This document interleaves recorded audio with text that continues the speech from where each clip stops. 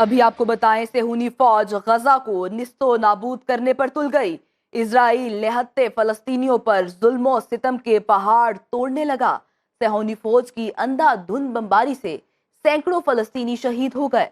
मगरबी किनारे की मस्जिद में कायम पनाह गजीनों के कैंप पर फिजाई हमला किया गया। एक फलस्तीनी शहीद, मुतादद जख्मी हो गए। जनूबी गजा में इमारत पर हमले में 56 अफराद शहीद हो गए।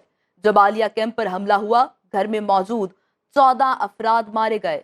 जंग के 16वें रोज शोहदा की तादाद 4500 से बढ़ गई। जंग के बाद इजरायली जेलों में कैद फलस्तीनियों की तादाद 10,000 से तजावुज कर गई है, जबकि रफा बॉर्डर खुलने के बावजूद गजा में सूरत हाल तशवीशनाक होती जा रही है। अक़वाम मुत्तहिदा के इदारे यूनिसेफ ने पहुंचाई गई इमदादी अशिया को ऊंट के मुंह में जीरा करार दे दिया। कहा 20 ट्रक्स में मौजूद सामान से 22,000 अफराद सिर्फ एक दिन गुजारा कर सकते हैं। सफाक इजराइल का गजा को ईंधन की मजीद फराहमी से इनकार। मजीद इसी पर बात करेंगे, हमारे साथ मौजूद हैं वकार खान। बताइएगा, क्या कहेंगे, क्यों गजा का मामला ताहाल हल नहीं हो रहा?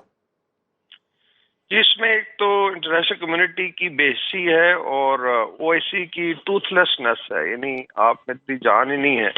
57 मुल्क हैं और वो लेट्स से इन्फोर्स नहीं करा सकते।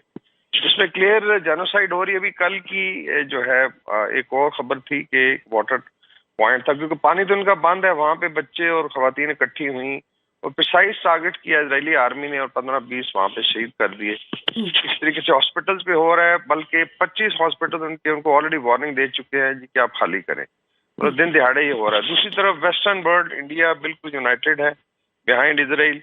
और अभी ये जो आई थिंक 20 ट्रक भी गए, आपने बिल्कुल सही कहा कि ये किसी भी लेवल पे सफिशिएंट नहीं है, बिकॉज अंदर तो 22 लाख लोगों की जान जो है वो स्टेक पे लगी हुई है। तो 20 ट्रकों से तो शायद 10-15 हज़ार लोगों का भी गुजारा ना हो। उसके अलावा जो है आई थिंक अभी जो ज्यादा उम्मीद है वो जो आप कह लें जो मुतहारब ग्रुप्स हैं जो फेवर में हमास के लाइक हुतीज हैं, इस तरह हिजबुल्ला है, इस पे आई थिंक ज्यादा डिपेंडेंस हो रही है उनकी भी। वहां से अभी उन्होंने भी आई थिंक कुछ मिसाइल दागे थे परसों, जो फिर यूएस ने इंटरसेप्ट किए हैं रेड सी में। इसका मतलब है कि यूएस अभी इस वक्त जो है बाकायदा इजराइल के फेवर में लड़ाई में शामिल हो गया। सिर्फ हमें ही शक है कि जो है वो हमास ने या फलस्तीन ने इंडिपेंडेंटली लड़ना है। I think OIC should take next step और ये इकोनॉमिक सैंक्शंस की तरफ जाएं, इकोनॉमिक बायकॉट करें और उसके ऊपर अपना पावर रखें। अदरवाइज ये हमारे सामने हो सकता है खुदा ना खास्ता बहुत बड़ा मैसेकर हो जाए और फिर हम हाथ मलते रह जाएं। और इसमें आई थिंक ओवरऑल ओआईसी की ही जिम्मेदारी और नेबरिंग कंट्रीज हैं कि वो आगे बढ़ें और वो फिजिकल आपके मेजर्स लें। जी सही, यानी नेबरिंग कंट्री को आगे बढ़ना होगा। सीनियर तज्जियाकार ब्रिगेडियर रिटायर्ड वकार खान साहब हमारे साथ मौजूद थे, शुक्रिया।